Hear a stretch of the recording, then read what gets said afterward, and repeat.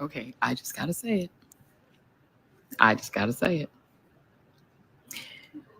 Given the just stratospheric entrance of Vice President Kamala Harris into the presidential campaign, and she has now secured enough delegates to become the nominee, you're going to look real crazy being on the other side of that line, particularly as a person of color, but really as anyone who claims to have any connection to the culture.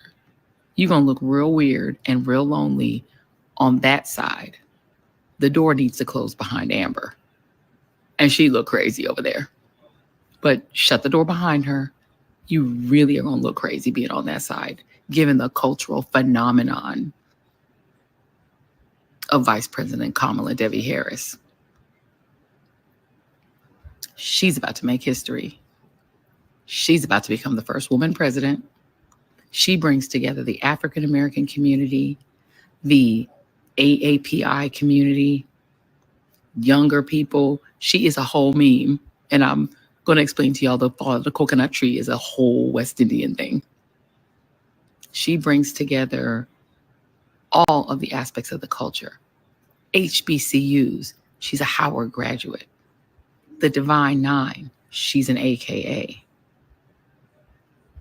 She is a woman of color extraordinaire. She would be the first person from HBCU, regular real world, to be president of the United States, in addition to being the first woman president, in addition to being the first Black woman president, in addition to being the first AAPI president. She's bringing it all.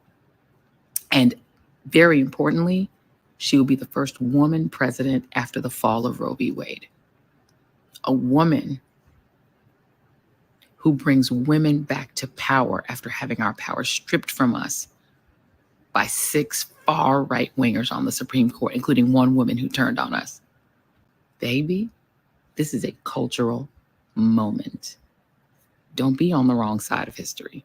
Don't find yourself on that lonely side, because you're going to look real crazy over there with Kid Rock and discount DJ Khaled.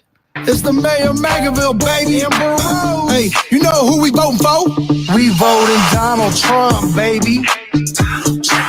America needs saving. America needs saving. He's like bargain basement DJ Khaled. Sad. You don't want to be over there. People gonna look crazy. I know 50 Cent is thanking his lucky stars and God Almighty that he did not go and perform at that RNC convention, because you look real crazy over there. But y'all go ahead and do it if you want to. I mean, I guess Kanye's over there. Good luck. They not like us. Oh, Joy. They not like us. Joy is a mess. She is always spot on. Welcome to the National Newspaper Publicists Association's Let It Be Known. It is a phenomenon. And the question becomes, can the momentum be sustained? The convention, there's no reason to believe it can't. The convention hasn't even happened. And as Joyanne Reed just pointed out, she has clinched the delegates so that she will be the nominee next month at the convention. But the momentum, even Black men have come home. Some of them still not coming to the picnic, though. Some of them still don't get that invite. We'll work with them. We'll work with them. Maybe Aunt Pam will make them a peanut butter and jelly sandwich or something, and let them sit on the by the tree somewhere, but not in the mix. We working on that. We working on that. But after last night, and congratulations to Roland Martin and the Black Star Network for being the vehicle in which the Black men stepped up. They, I won't say outshine, because you can't outshine Black women, but they certainly stepped to the plate a day after what was it? 40,000 black women got together and raised $2 million plus dollars. Last night, historic gathering. 53,000 plus black men got on the Zoom call, led by Roland Martin and Bakari Sellers, among others. I mean, it was a who's who that was calling in too, including young Maxwell Frost and so many others. But that was something. It's a message, if nothing else.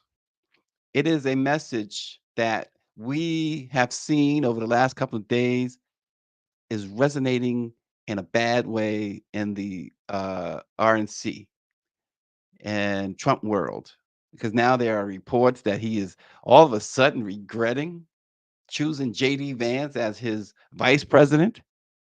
But it is resonating hard because they have to pivot. They've had to pivot, and they don't know how to pivot. So they have resorted to doing what they do best, and that is show their racism, their sexism.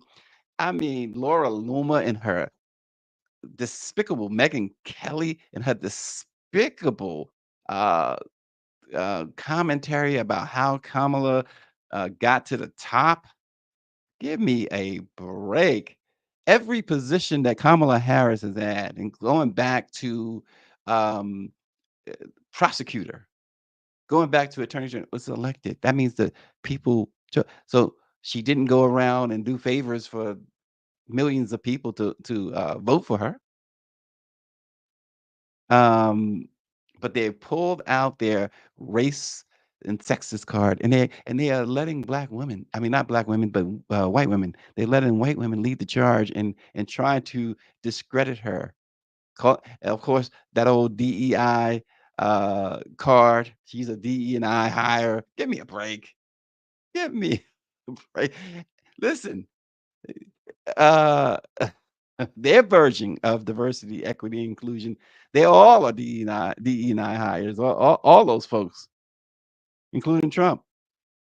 Although he's a product of nepotism, because Fred found him useless too. His father found him useless too, but decided, hey, somebody's got to take over the family business of being racist in chief. But not to detract from really what happened last night. um, was amazing to see, and I surmise that there were some bandwagon jumpers, those who long ago jumped off the bandwagon and now they jump back on because of last night. Um, the 53,000, almost 54,000 folks called in to that discussion. Um, That was amazing. It was simply amazing. Again, a day after 40,000 black women called in, they had to call, and Roland learned the lesson quickly, because with the black women, they had to call the Zoom CEO to get them to open up the Zoom to allow so many to get on. Well, Roland did a preemptive strike. He called way ahead of time and got them to open it up, and open it up. Indeed, they did. And how they went around, how do you get so many to chime in? That's a master stroke. It really is. It is something, and it's so good to see a black owned outlet, which is Roland Martin's Black Star Network, is a black owned network. It's so great to see that happen, not on a CNN. And not that it would happen on a CNN or an MSNBC or an ABC or New York Times or whatever, that it happened on a black owned outlet makes it even more powerful, um, if you ask me. And I think she might have, you have some audio to some of this. Let's take a listen to some of this. With this organization versus that organization, or this city versus that city. And let's stand up and be the black men that changed this country. We built this country. We built our communities. And now it's time for us to stand up again. And so I'm rocking with Kamala. I love all of you all. I'm glad to have this space to share. I want to say a special thank you to the Big Seven. I want to say a special thank you to Rick Wade and Steve Benjamin. A special thank you to Don Lemon. All of these brothers who are on here from South Carolina, Jamie Devine, Aaron Bishop, Antoine C. Wright, and happy birthday, Jim Clyburn, Sadie Sellers. And I never forget the first person to call me.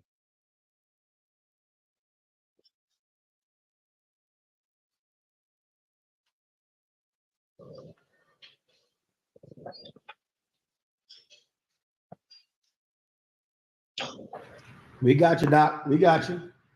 We got you. Take your time.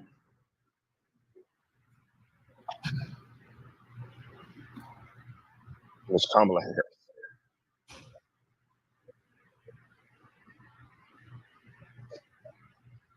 I'm not sure people understand the pain or the suffering that goes along with being a Black man in this country. I'm not sure people understand what it means to stand strong in this country. I'm not sure people understand what it means to have your back against the wall.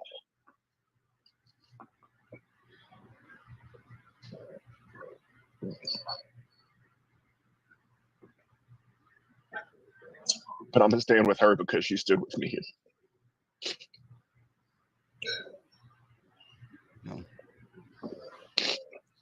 That is for context, During my for those darkest moment, who may not know. when I almost lost my daughter, Yeah, there you go. when I had to protect my wife, when I had to fight for a Black woman in the hospital.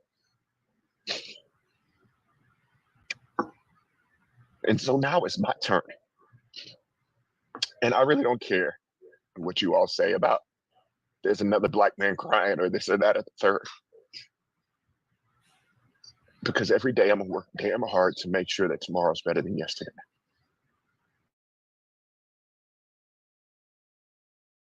Yeah.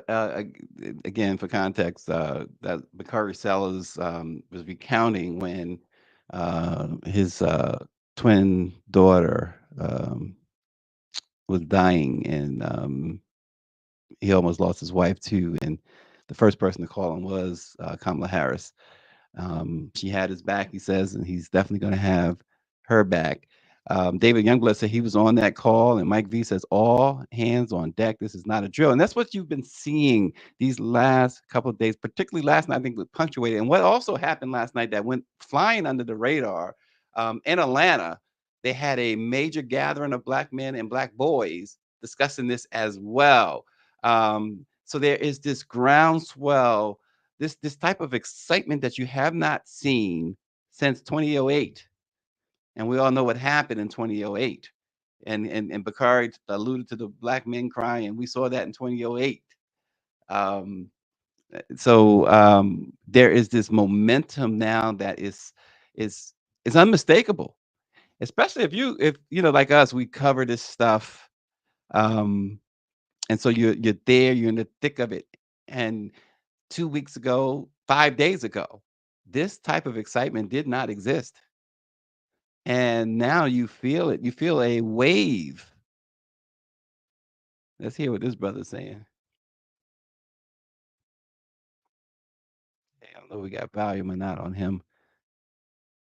Yes, Roland, you alphas and everybody else. We calling out our organizations. We come together just like I was working for Warnock to help the Divine Nine be able to put him over the finish line when he ran in that historic election. And just like Joe Biden, we all work very hard to be able to get him where he is. That's going to happen again for Kamala Harris. But I'm excited.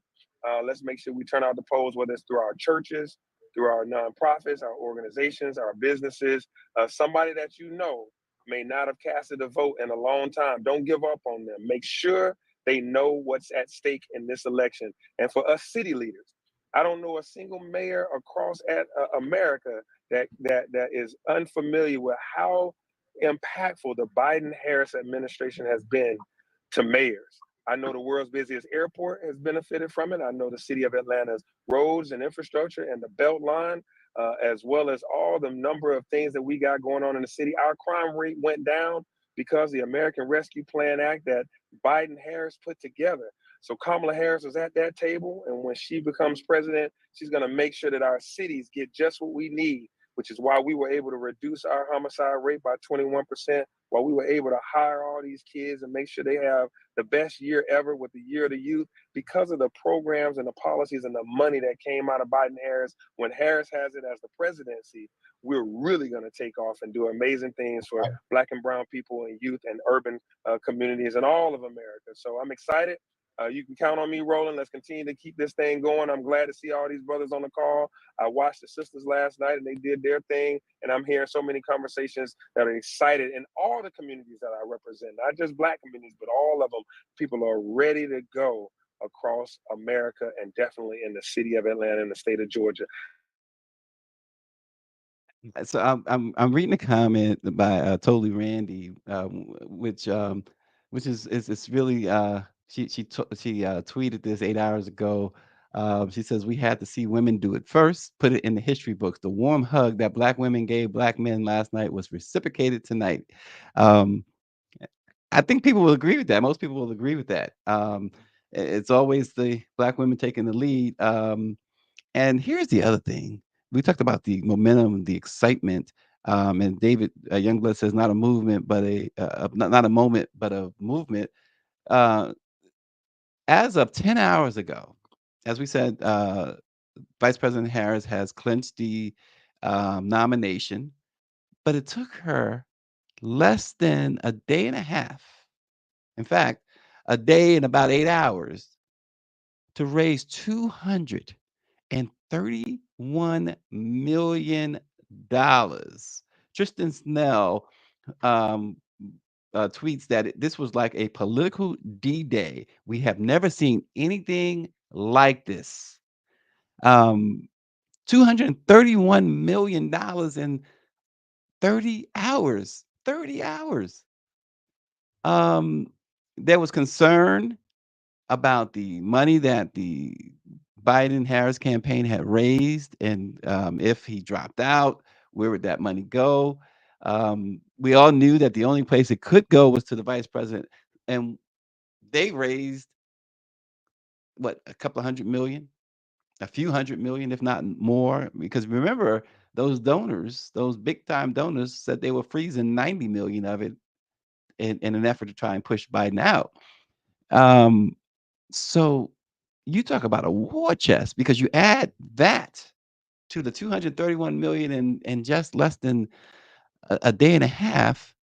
She is rocking and rolling. And last night they said we rocking with Kamala Harris, and she is truly rolling.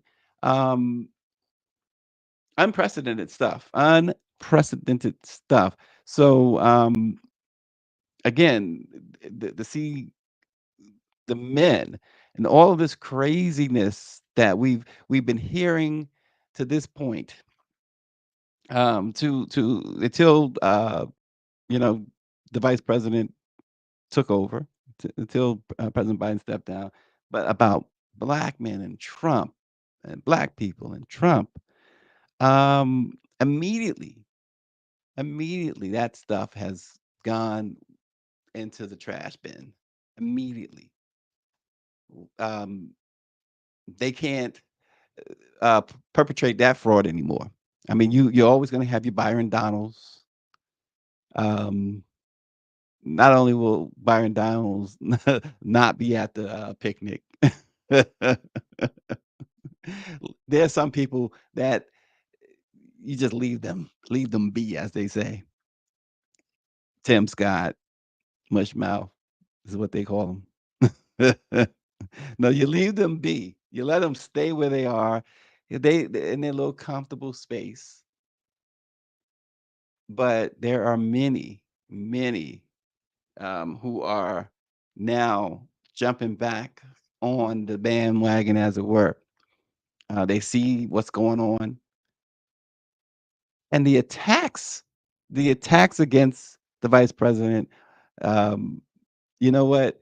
It's not going to bother her, because guess what? Even from within, we've been hearing reports for 3.5 years. Even from within, she's taken fire from within. unwarranted. Unwarranted. So the fact that these black men showed up and showed out after the black women, it is amazing that what we're seeing politically, it's a major shift that's been going on. And I want to bring this up to, and this is very, very triggering. I believe Greer has a video. Sonya Massey, I should say. Um, and this is the type of stuff that should galvanize what these black folks are doing, black men and women. And I start by saying that the president, Joe Biden, spoke out on the death of Sonya Massey after the body cam footage showing her shot and killed by a former county sheriff's deputy. The president said in the statement that he is heartbroken and he praised the state's attorney for his office's swift act in prosecution. Sonya Massey was a beloved mother, Biden says, friend, daughter, and young black woman should be alive today, he says. He says Sonya called the police because she was concerned about a potential intruder. When we call for help, all of us as Americans, regardless of who we are or where we live, should be able to do so without fearing for our lives. Sonya's death at the hands of a responding officer reminds us that all too often Black Americans face fears for their safety in ways many of the rest of us do not. Sonya's family deserves justice, and he says, I am heartbroken for her children and her entire family as they face this unthinkable and senseless loss. Now, the president, people say, the president, oh, he has to say this. No, he does not have to say this, and he's not saying it for political gain. This has been this administration's uh, from day one, because the day one they signed executive orders about stuff like this, and Congress refused to act on the George Floyd Justice and Policing Act. This woman, and we're not going to show the shooting. Greer says, but if you watch this, And I think about your last name. You're not in trouble. I just need to text. Massey. Huh? Massey. You have an ID? That'd make things so much easier. I just driver's license will do, and I'll get out of your hair. I want to show y'all my paperwork. I will get your paperwork. What paperwork? Okay. I got some paperwork. Well, just get your ID real Well, let's quick. get your ID first, and then One task at a time here. Okay. Let me Here, grab your ID for me. Okay. Your ID. One task at a time. So let's do an ID, and then you can dig around for your paperwork. I don't know where my ID is. You see that stack right there, maybe. 1 second. check on her. Let me get this. We don't need a fire while we're here. All right. Okay. Let me see. Okay. Where you going? Huh? Where you going? Away from your hot steaming water. Away from my hot steaming water? Yeah. Oh, I rebuke you in the name of Jesus. Huh? I rebuke you in the name of You better not. I swear to God, I'll shoot you right in your face.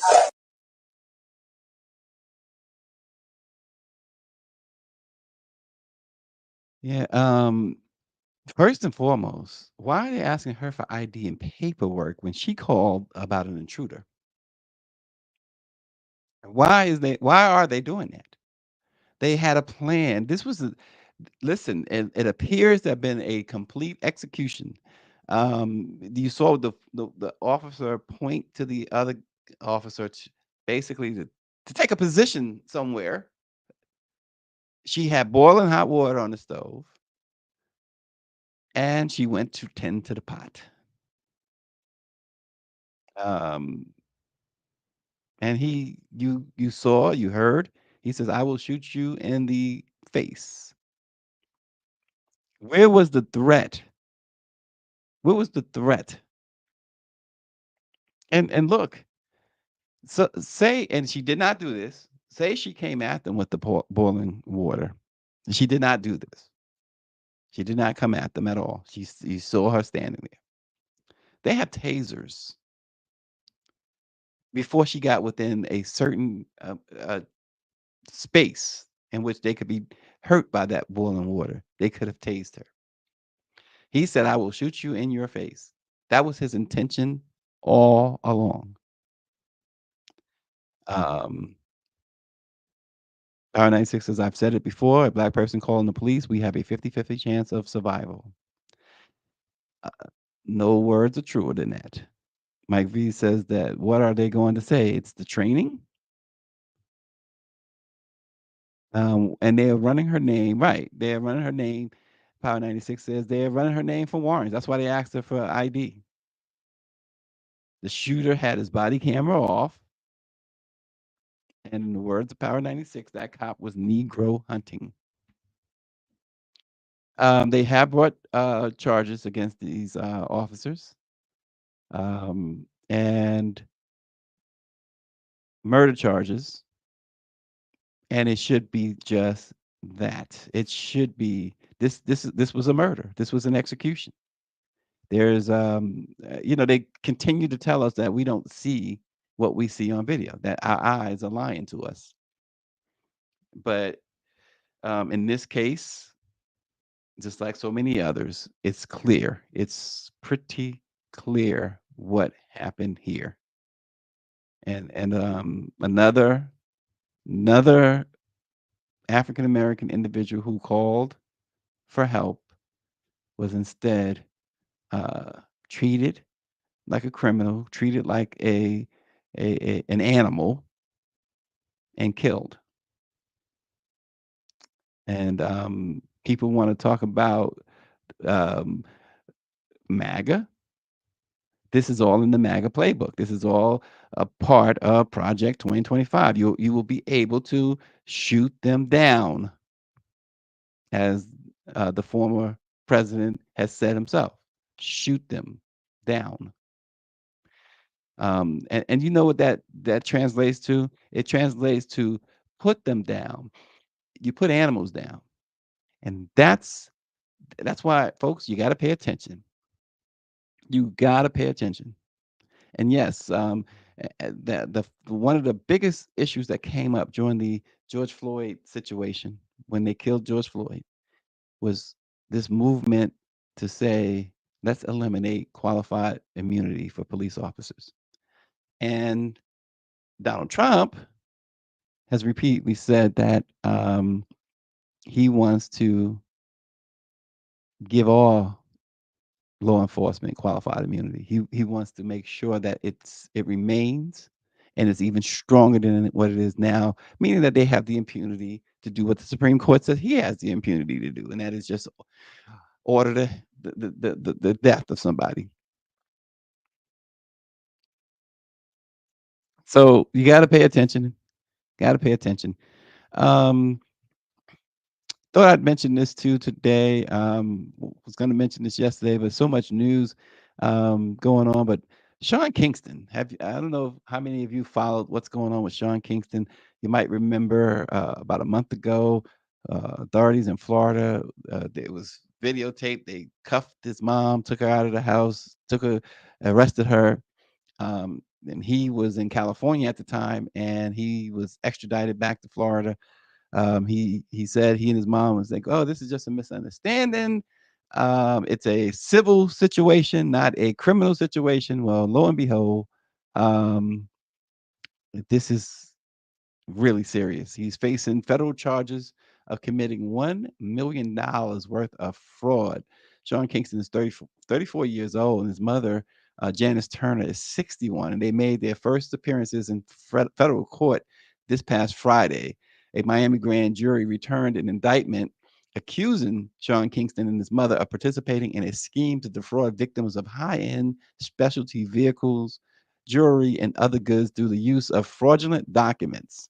He was booked into Broward County jail on similar state charges last month. So he's facing state and federal charges. And they had sent an arrest warrant for him back on May 23rd at Fort Irwin, an Army training base in California's Mojave Desert, where he was performing. Um, his mom was arrested the same day. Remember, like we said, the SWAT team went into their mansion in Fort Lauderdale. According to the indictment, um, Sean and his mom falsely claimed that they had executed bank wire or other monetary payment transfers for high-end items when no such transfers had taken place. Investigators said Kingston and his mother then kept more than $1 million worth of fraudulently purchased items despite not paying for them. The warrants for the state charges say that from October to March, they stole almost $500,000 in jewelry, more than $200,000 from Bank of America, $160,000 from Cadillac Escalade, from a Cadillac Escalade dealer, and more than $100,000 from First Republic Bank, and $86,000 from the maker of customized beds. What in the world is going on in the world of Sean Kingston? Is this idea of being a you know a celebrity and trying to live up to that, keeping up with the Joneses, as it were. Is that the issue? If so, Sean, you and your mom going to have a long time to think about this in a cage. There will be no more concerts unless you R. Kelly. Did you see R. Kelly? There's a video circulating that with him, apparently him singing, doing sort of like a jail concert, and I mean there was no one around him. It was he's on the floor, I guess, and maybe everybody else was in their cells. Um, but R. Kelly singing in prison, and if that was, or with AI and all, but people are saying, yeah, that was different outlets like, yeah, that was R. Kelly. We don't know, but voice sounds amazing. I mean, I've never been a big R. Kelly fan anyway, but talent is talent, and so that will apparently it looks like that might be Sean Kingston's future. If he wants to do any concerts, it will be in a orange jumpsuit and his audience will be entirely men. That's a shame. Um, Power 96 mentions that meanwhile, Amber Rose remains free. She is involved in a crypto scam over 330,000 that we know about. Right. Exactly. Yet she was one of the prime speakers at the RNC, and yet Van Jones uh, praised her speech and her appearance, praised her.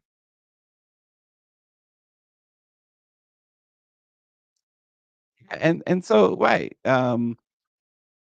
Greer's mentioned about Amber Rose's IG profile pitch. She says we have to stop following people like her. She says she's not black, but her children are. And that's it. Power 96. He says R. Kelly better not be singing. Oh gosh, look at that disgraceful profile picture of Amber Rose. Um, R. Kelly, he says R. Kelly better not be singing "Bump and Grind" in there. He was singing the song that he was singing was another song that folks was social media is unforgiven. They were saying, "Oh my God, what is he singing that for?" It wasn't "Bump and Grind." It was another one of those songs that you wonder if prison is the right place to be singing the song. But if that was R. Kelly, yeah, I would imagine that much like if you remember Power 96 and others, when Mike Tyson went to prison um, unjustly, um, when Mike Tyson went to prison, and he talked about this later, people would think, okay, he's Mike, nobody's going to bother him. He talked about this. He says, yeah, there was a couple of people who wanted to test. They wanted to test. And so he got into a couple fights, just simply because he's Mike Tyson. With R. Kelly and folks like R. Kelly, and maybe Yeah, I mean, you could imagine that you got dudes in there. Hey, you gonna sing for us or what? And the pressure gets, gets intense, and so he gets in a position where he may not have had a choice. Yeah, little Pierre is running down the list of songs that R. Kelly probably should not be singing. Bump and grind. You remind me of my Jeep or 12 play. Okay. You guys are something else. And speaking of singing, this is a really sad, sad story.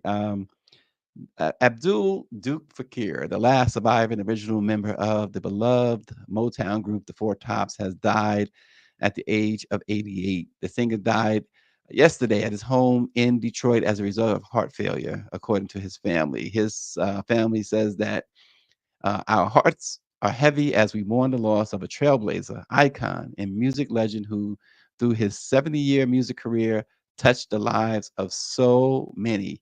Indeed, he did enjoy a 70-year career in music before retiring earlier this year. And the family says that we find solace in Duke's legacy living on through his music for generations to come. He was the first tenor for the Four Tops with a high, smooth voice, a compliment to baritone lead vocalist Levi Stubbs. The Four Tops was inducted into the Rock and Roll Hall of Fame way back in 1990 on the strength of being one of the defining groups of the Motown dynasty.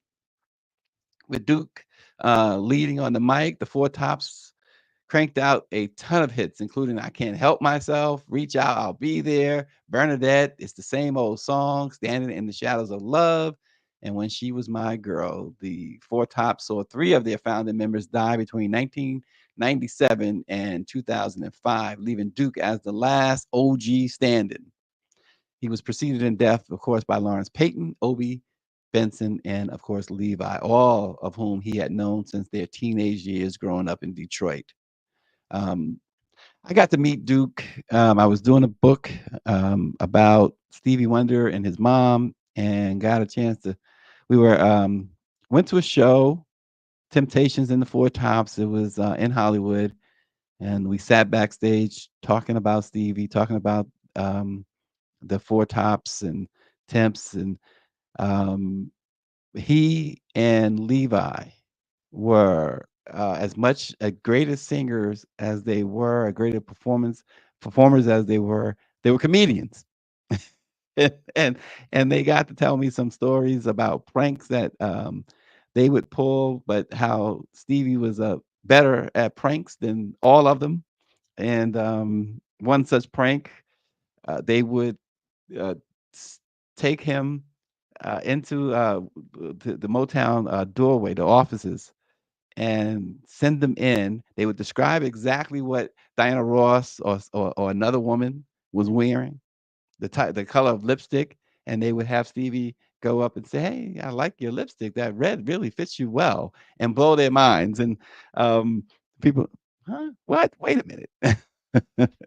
But these guys were really fun to talk to. I got a chance on a few occasions to talk to them, and Duke seems like I mean, I didn't know them beyond those conversations, but he really seemed to me like he was a really cool cat, as they say.